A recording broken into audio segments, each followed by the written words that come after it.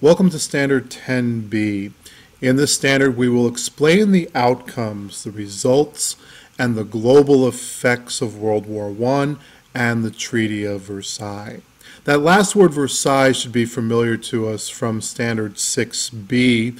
We saw Versailles was the palace that Louis XIV had built as a symbol of his royal power. At the end of World War I, it becomes the location of the treaty signing that ends World War I. The victorious Allies drafted the terms of the peace that the defeated Central Powers had to sign. So that document ending World War I was the Treaty of Versailles. Three pieces of essential understanding to help us with this standard. The first is World War I was such a big event, it had effects far beyond the battlefield, and it transformed or changed life for those involved in it, particularly in Europe and the United States. These women working in the factories when the men went off to war, they weren't going to go back to life as it had been before the war.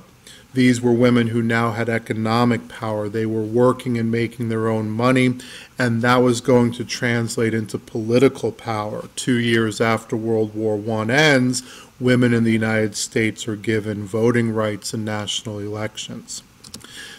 Black soldiers who went off to fight in World War I, who left behind in the United States a life that was filled with discrimination and laws meant to limit their freedoms, they went and they sacrificed and they fought and they bled in these trenches in Europe, and when they came home they were much less likely to put up with those injustices.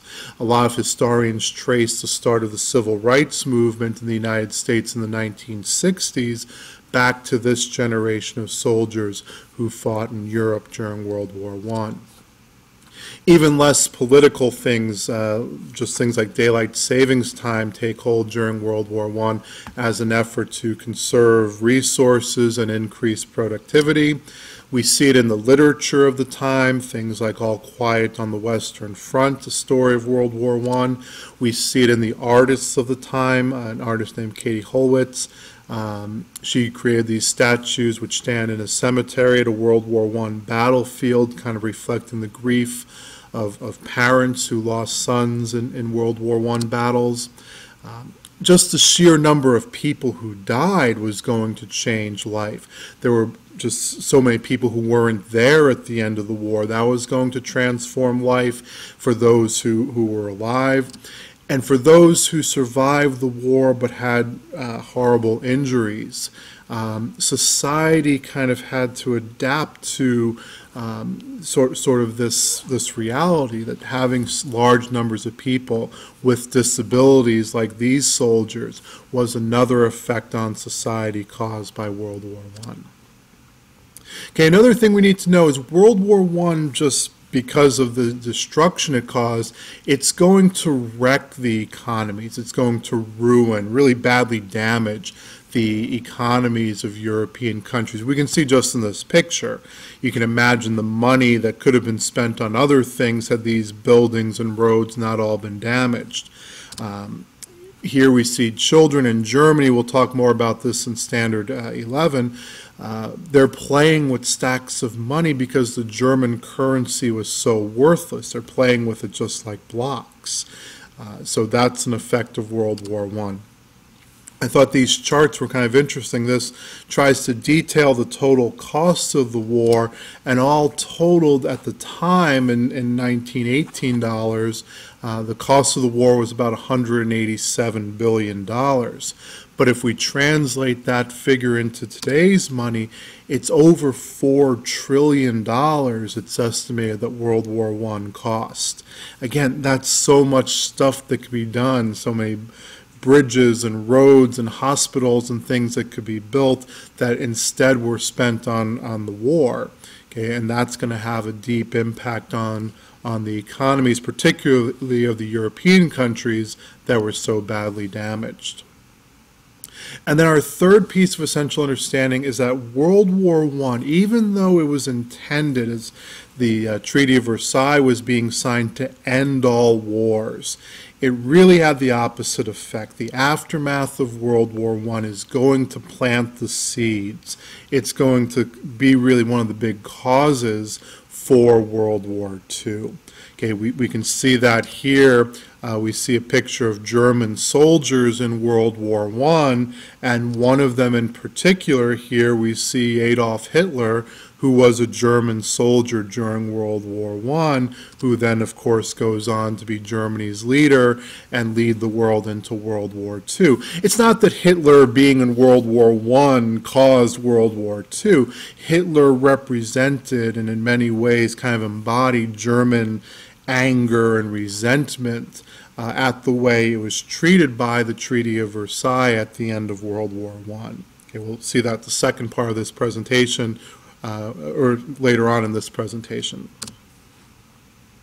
Okay, so our first piece of essential knowledge, we need to know some of these outcomes or effects of World War I. If you were asked what were some of the big effects of World War I, these are some of the things you'd want to be able to discuss. The first was all of those colonies that fought in World War I. Remember, all the British colonies, all the French colonies, the German colonies, they got sucked into the war as well from Africa and Asia.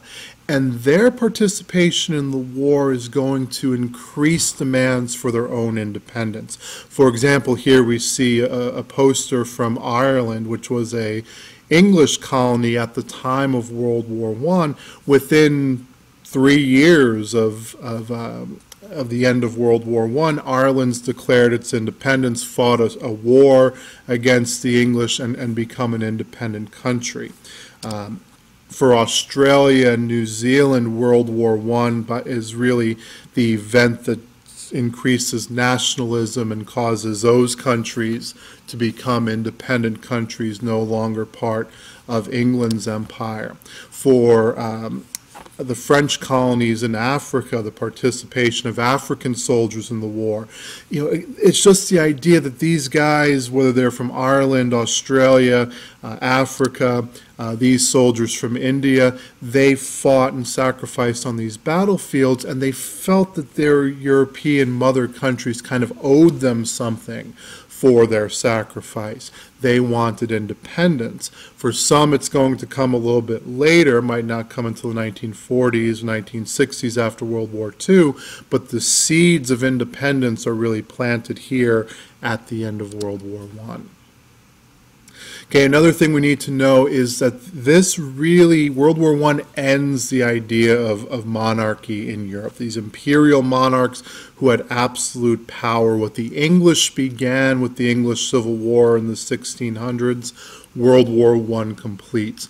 Russia, Germany, the Ottoman Empire, Austria-Hungary, no longer are there guys walking around with crowns and lots of medals on their coats expecting to be treated as absolute rulers. World War I is going to be the end of absolute monarchy in Europe. And we can't forget just the enormous cost, the huge cost of the war in lives, property, and social disruption. We see in this picture here World War I's cemetery, and it's always important that we remember that each of these gravestones and each of these dead soldiers isn't just a dead soldier. It's the parents they left grieving behind. It's the girlfriend or the wife who they didn't come home to. It's the kids who didn't get to know them. It's the friends. It's the communities. Each of these headstones represented a huge loss. The property damage, obviously less than the lives lost, but again, the importance of farms and homes and churches and schools and all sorts of things being destroyed, cultural places being destroyed in Europe, and all of this caused huge disruption to society. Okay, our second part of the standard here is about the Treaty of Versailles, the document ending World War I. Okay, so the key thing we need to know about the Treaty of Versailles, it placed the blame for World War I on Germany. If we think back to Standard 10A, we know that the war started because a Serbian guy assassinated the Archduke of Austria-Hungary, and yet the Allies are going to place all the blame on Germany. Those of you who are oldest children, or if you know oldest children, you kind of get this. Sometimes the oldest kid is blamed for the dumb things that their little brothers or sisters do because parents expect more of them. England and France, they kind of looked at Germany as the big brother of the Central Powers. We expect Austria-Hungary and the Ottoman Empire to behave like that, but Germany, we expected more of you. So as we see in this German cartoon, here's Germany with their hands behind their back about to face the guillotine, paying their penalty for really the full responsibility for World War I. Because they accepted responsibility, they took most of the punishment. Okay, Germany had land taken away from its borders. We see here in the map these areas in red along the eastern and western, and even a little bit there along the northern border of Germany, are taken away and given to surrounding countries as punishment. Not only that, but Germany's colonies. We see Germany in dark blue up there in Europe, but those light blue areas were German colonies in Africa and Asia. Those were taken and given to the English and the French. Again, punishment for Germany for their responsibility for the war. A big one, and we're going to see this leading into the Great Depression and into World War II, Germany had to pay what were called reparations. And reparations is money used to repair damages. It even sounds like the word repair, reparations. Germany was forced to pay huge amounts of money, almost 3 times. Initially, it was about 3 times the value of the entire German economy. They had to pay to England, France, and the other allies to repair, let's say in this picture, the damaged buildings, the damaged roads, and all the costs of rebuilding in Europe. Okay, all of that fell on Germany. We see in this cartoon here, here's Germany being presented with the terms, telling them that the German people must pay for all the damages of World War II. I'm sorry, World War I.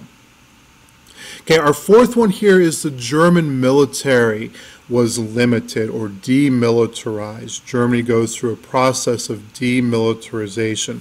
We can see here in this chart that at the start of World War I, Germany didn't have the biggest army. Russia had a bigger army, but the Russian army was large in size but not very well trained or equipped. The German army was the most powerful army in Europe. And we can see here at the start of World War I in 1914, Germany had about 4.5 million soldiers. The Treaty of Versailles is going to force Germany to cut that down, in fact, all the way down to just 100,000 soldiers, from 4.5 million all the way down to 100,000. We see in this cartoon here not a ferocious German shepherd, but a little German, dachshund here, and the title is The Military Muzzle. Okay, that the dogs have been muzzled. There's something on its face keeping it from biting other people, and it looks kind of sad as it limps along here. Germany was not going to be a ferocious country or danger to its neighbors. And the last thing we need to know here is the Treaty of Versailles creates what was an early form of the United Nations called the League of Nations. Okay, and the League of Nations, the idea was that countries could work out differences without going to war, that they could meet and discuss. Here we see again this idea that the League of Nations was going to be a harness on the dog. Okay, here we see the dog of war, and that League of Nations was going to prevent the dog from opening its jaws and taking a big bite out of the world again, like happened in World War I. The League of Nations was largely a failure, though, because the United States, it was actually the United States who proposed the idea, but after World War I, the United States didn't want anything to do with it. Okay, and without the United States being involved, the League of Nations is going to dissolve, and we're really on the doorstep here of World War II. So that's pretty much what we need to know for Standard 10B.